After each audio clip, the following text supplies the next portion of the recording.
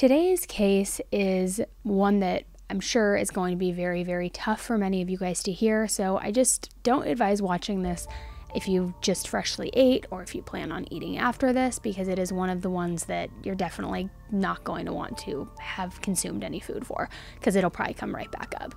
It is like girl in the basement meets girl in the box meets evil. I don't even know how to describe it, guys. But it is the atrocious story of what happened to 15-year-old Zaria Burgess.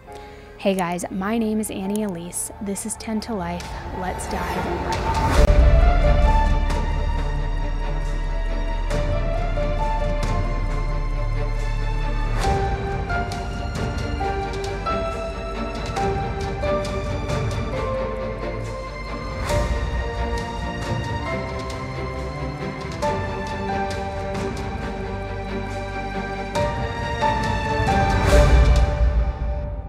Today's video is sponsored by Scentbird. Whenever I'm getting ready in the morning, my very last step is to spray my perfume, like all over. I feel like that's just like my finishing touch, and when I do like all of my spritzes, spritz is a word, I almost feel refreshed every time I do it, regardless what scent I chose that day. And I'm constantly switching my scent up thanks to Scentbird. Scentbird is a fragrance subscription service with tons of different perfumes and clones available, like hundreds of them. They let you choose a new designer fragrance to try every single month for just $17. And it isn't just some random fragrances that they send you and they hope you like them. You get to pick what you want to receive every single month, so there are no surprises. They have luxury designer brands like Prada and Gucci, and also classic brands like Clinique and Juicy Couture, and you can choose whichever ones you want. Now here is the game changer for me. With each fragrance, you get a 30-day supply. So you can try it out before committing to a full-size bottle, which can cost over $150 and sometimes even like $300 or $500. It totally takes the risk out of it if you either aren't vibing with the scent or if you just want to continuously change up your scent like me, because I am just not a staple perfume kind of gal. That is just not who I am. I like to change it up. This month I received House of Sillage Whispers of the Truth. Sounds mysterious, right? It has notes of all different fruits like grapefruit and orange, but mixed with soft notes like jasmine. So the overall scent is like super luxurious and fresh. I also received Soleil Vibrant, I don't know if I'm saying that right, by Lalique, which is a bit more romantic with notes of vanilla and dreamwood, but it almost smells like golden when you spray it, if that's a thing. I know, I'm weird. Anyways, I snagged each of these for just $17. But even better, if you use my coupon code LIFE55, you will get 55% off, making it just a little over $7 for your first month. The value is insane. Scentbird is available in the USA and Canada. And can we also just quickly take a moment to appreciate this sleek case that it comes in, because this is a 30-day supply right there. And look, it matches my nails. It's like it was meant to be. So snag this deal while it lasts, grab your fragrances, and start living your best smelling life. Thanks, Scentbird. And guys, make sure to check out the links in my description if you want to try the same ones that I did this month, or just head to scentbird.com to choose your own fragrances and use my code LIFE55 for 55% off. Joshua Burgess is a 35-year-old man living in North Carolina. When he was a teenager, he attended Weddington High School in Matthews, North Carolina, when he first met a girl by the name of Akeisha Pope. The two of them started a typical high school love story, a puppy love romance, and they weren't dating long when at only 15 and 16 years old, Akeisha got pregnant. On December 23, 2003, the young couple welcomed a baby girl and named her Zaria Joshua Lynn Burgess. Like many young relationships, Joshua and Akeisha didn't work out as a couple, but they did their best to co-parent Zaria. Although they were just two kids themselves, they did their best and they tried to make it work. After high school, as they continued to try to co-parent as best as they could, Akeisha went on to have a son with somebody else, and Joshua focused on trying to find a steady job, and he would spend his time with Zaria on the days where he had custody of her on the weekends. So fast forward several years to 2018. In 2018, Zaria Burgess was 15 years old, and she was getting ready to start her sophomore year of high school. Her family and friends have described her as a happy-go-lucky teenager who just loved to make people smile. Zaria was a member of her high school marching band and her dance team, and by all accounts had a pretty average life. Like so many parents nowadays, Zaria's were of course no longer together, but she would often visit her dad on the weekends. Zaria's dad, Joshua, was always posting pictures on Facebook of the fun things that he and his daughter would do together. He was a proud father, would show all of these photos of the two of them together, and just really was, by all accounts, a loving and doting father. He was so proud of her. And some of Zaria's friends were even envious of the close relationship that she had with her dad. He just seemed like an all-around caring, attentive, and loving father. Now, Joshua had allegedly had a really hard time keeping a consistent job, and there were times when he'd get down on himself for not being able to keep a job, and he would turn to drug use. In the past, Josh has had a few run-ins with the law, and was even charged with felony burglary and grand larceny, which then, of course, only made it more difficult to get a good job. However, one job that Joshua was able to get and keep for several years was driving semi-trucks. Zaria even went on trucking trips with her dad, and over the years he would share the various things that they did together, proudly posting on Facebook and proudly posting their excursions together, their fun times, just beaming about his daughter. In this photo, he shares him and Zaria at the fair, and in the comments he talks about how they stayed up until 1 a.m. talking about how excited they were to eat funnel cake. In this photo, he shares Zaria getting her hair done, and he writes, "Oh, the joy of having a teenage daughter. Waiting for her to get her hair done. I wouldn't trade this time for anything." And one of Zaria's aunts comments on that photo saying, "You are such a great father, Josh." So while it seemed like Zaria usually had a great time with her dad, as she got older, Zaria would confide in some of her close friends that her dad had a temper. She told one of her best friends that sometimes he would lash out at her, and for no reason, and she thought that he might have anger issues. She said that a few times on their trucking trips together, he would threaten to leave her on the side of the road during these outbursts. Now, while it's not uncommon for teenagers to start arguing more with their parents, there were times where Zaria really didn't want to go and visit her dad's house over the weekends because of this behavior. So she started to retreat a bit. She didn't want to go as often. She was becoming her own person, a young woman, a mind of her own, thinking for herself, and she just wasn't feeling it. However, since her mother, Akeisha, was a very active member in her church and part of the church dance team, she was often busy and needed Zaria to go to her dad's house, whether she wanted to go or not. So the weekend of August 18th, 2018 was no exception. It was one of those weekends where Zaria would have preferred to have stayed somewhere else rather than go with her dad. She texted one of her best friends to see if she could go over to her house and spend the night over there, but that friend's family had somewhere to be early the next morning, so it wasn't going to work out.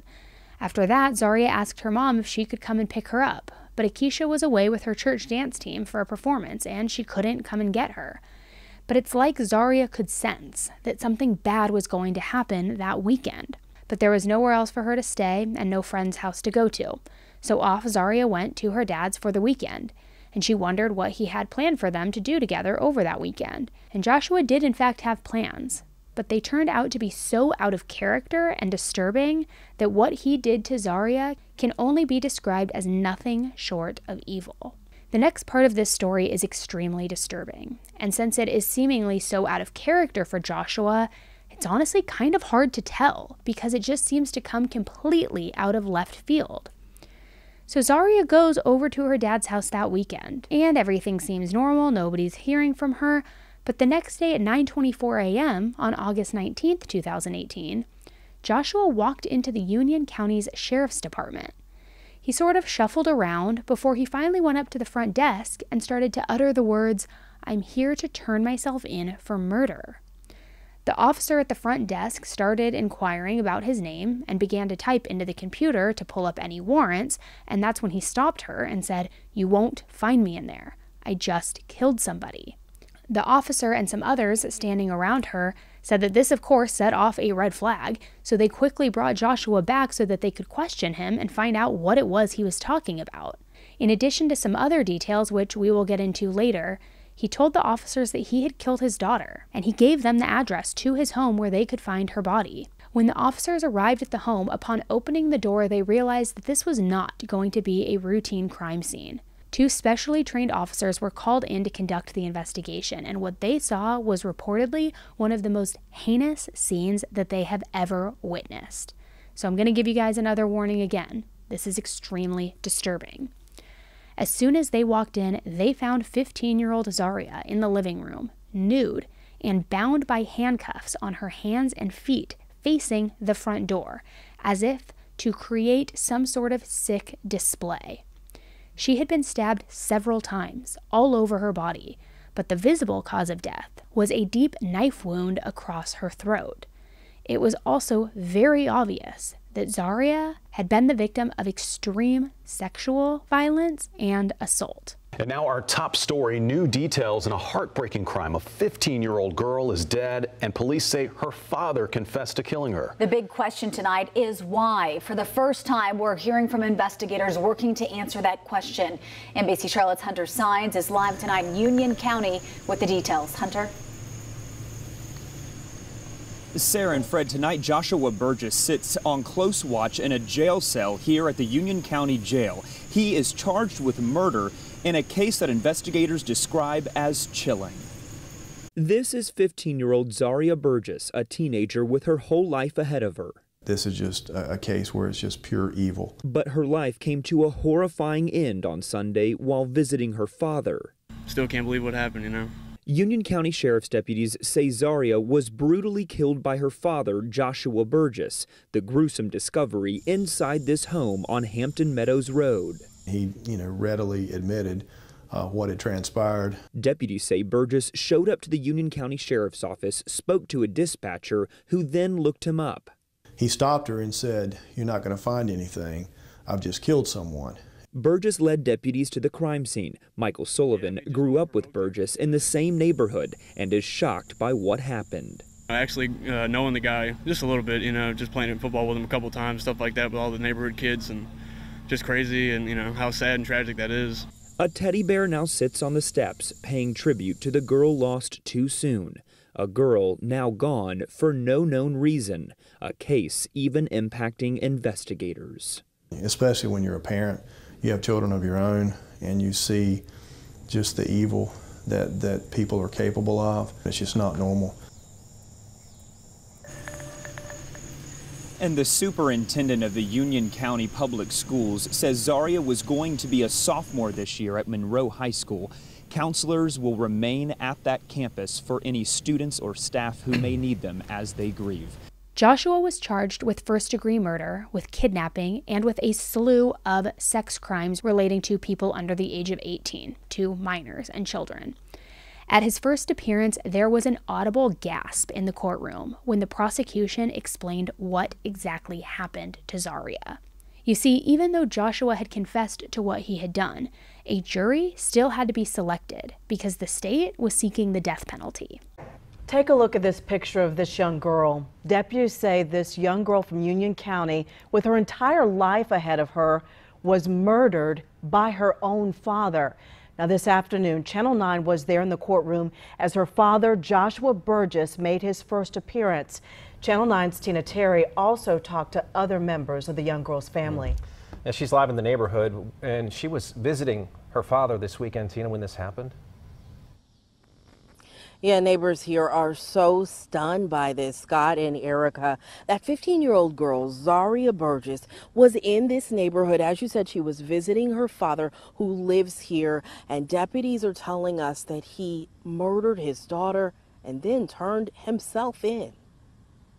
Zaria Burgess, a bright 15-year-old with an innocent smile. Tonight, family members told me Zaria was sweet and loved her family. She was just the type of kid that would come in the room or come in the house and say, "Hey everybody," just wanted to make everybody look out. They say Zaria was getting ready to start her freshman year at Monroe High, but this weekend she was visiting her dad's house on Hampton Meadows Road near Monroe. Sunday morning, her dad, Joshua Burgess, walked into the sheriff's office and told the dispatcher he murdered Zaria. He stopped her and said, "You're not going to find my name. I've just killed someone." And at that point, the red flags started to go off. Deputies say Burgess gave them detailed information about his daughter's death and where he left the body.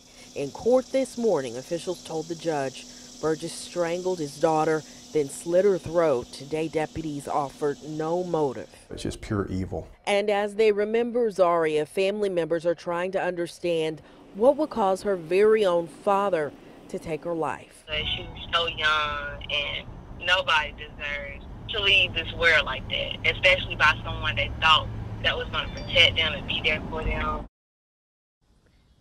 Yeah, and in court, Burgess kept his head very low. It was hard to see his facial expressions. He made very little eye contact. Officials argued that he should not be released on bond, and the judge agreed with that. He will appear in court again next month. Joshua's public defenders requested that his taped admissions not be played for the jury, but ultimately this request was denied. The jury heard evidence about the trauma that Zaria endured, which was described as over 24 hours of sexual and psychological torture. The medical examiner also said that prior to her throat being cut, Zaria was suffocated. After 3 weeks of expert witnesses, medical examiners, family testimony, and victim impact statements, the jury only took a few hours and unanimously voted for the death penalty, as opposed to life in prison for the charge of first-degree murder. Joshua was also handed a sentence of over 70 years for his other charges, so that even if there is an appeal on the death sentence, he will spend the rest of his life in prison for sure, regardless of how long that is. Now, the details of this case have been kept to a minimum online, probably due to the graphic nature of the crimes. Even though the case on the surface in itself is extremely disturbing, I knew that there had to be more to the story for a jury to come back so quickly with a death penalty verdict, especially since that is so rare in North Carolina, with the last death penalty being carried out back in 2006. One thing that none of the articles have been able to definitively answer is why. What was the motive? What would make such a seemingly great father commit the most horrific acts against his own daughter? Unlike many other court cases, this case was not televised at all, and as far as I know, reporters were only allowed in during the sentencing verdict and didn't hear much of the evidence at all. Pretty much all of the public news stories were the same because of the lack of information to pull about this case. And this led to people having to speculate about a possible motive. It seems like oftentimes, unless a case is extremely high profile, standard news outlets will report on the surface level information and then just move on to the next case. However, as we know, many of us in the true crime community on Facebook, Reddit, YouTube don't like when there are holes in a story. So hearing something so vile without being given any reasons makes people want to find a reason themselves. Now, we know that Joshua posted frequently about Zaria on Facebook, but he also made a few posts that led some to believe that he might be prejudiced, even to the extreme, which would also be very bizarre considering his own child was mixed race. Some of Zaria's friends had said that in the past she said she had a hard time feeling accepted by her dad's side of the family, which wouldn't be hard to believe when your dad is making very stereotypically prejudiced posts like this one with Obama and Michelle Obama. Some other sleuths who looked into the different pages that Joshua liked on Facebook found that he had liked groups associated with ritual organizations and even some supremacy groups. Now, this led some to believe that he committed these acts against Zaria as some sort of a ritual or to prove his loyalty to his supremacy group by rectifying the situation of him having a mixed-race child. Now, all of this is, of course, just conjecture and is a lot to imply from just likes and groups on Facebook. However, one post may have been some kind of sick foreshadowing. In 2016, he uploaded a photo of him holding a knife, and he wrote, "I really like cutting people. Oops, I meant things. I really like cutting things."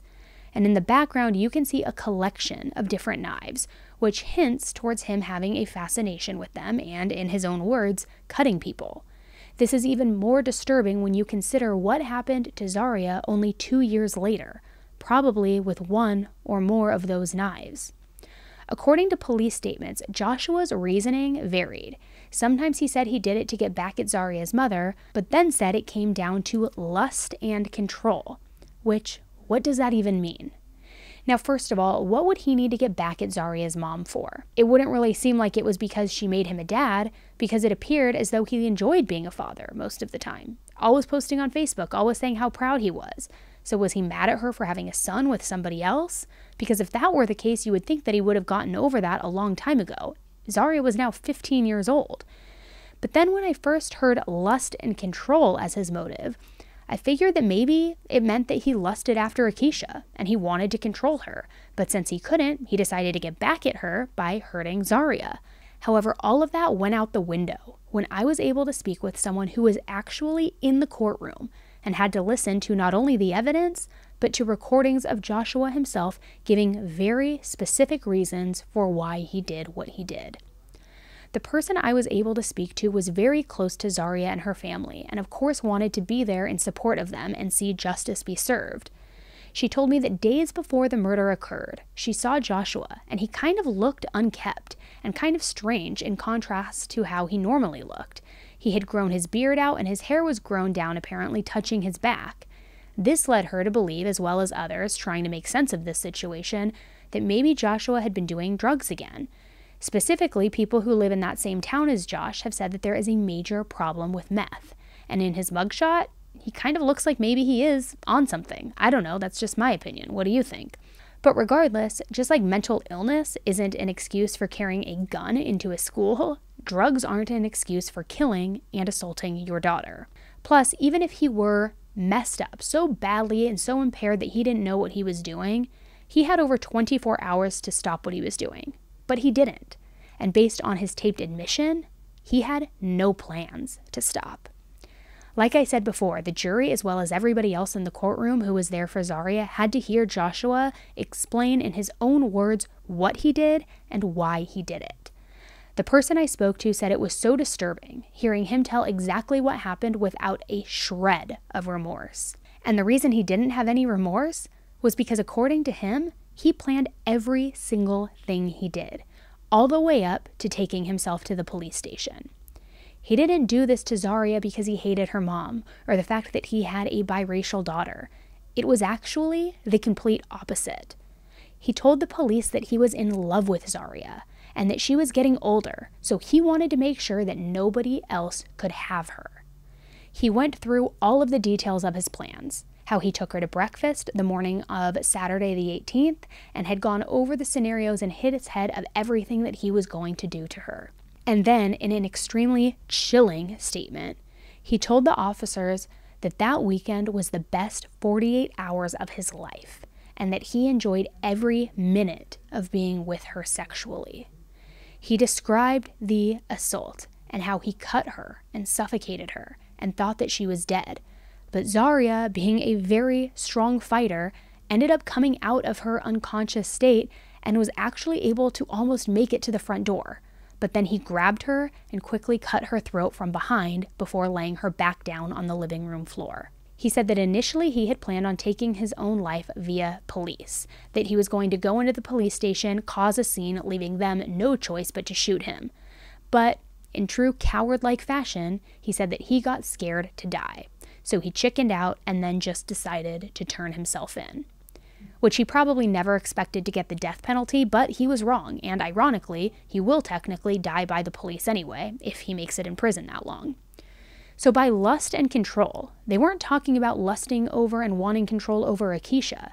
He was in love with his own daughter, and lusted over her for God knows how long, and wanted control over her, like some sort of possession that nobody else could have. Which it just makes every single lovey-dovey Facebook post about her seem so completely gross now, and it makes you wonder if he had actually been inflicting these acts or grooming Zaria for years. Was this a culmination of feelings he's always had towards her, or did his feelings change more recently, since she started to look more like a young woman?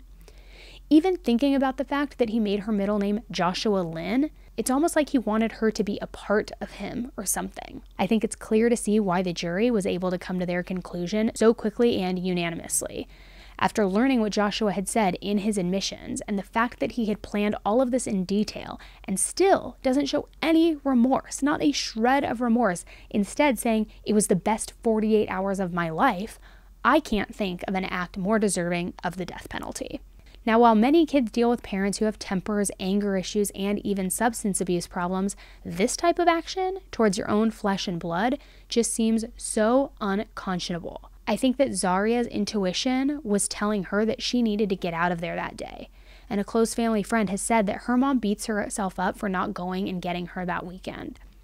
Many people have placed blame on Akeisha too for not seeing any signs or noticing changes in Zaria or changes in Joshua that could have indicated that something was wrong.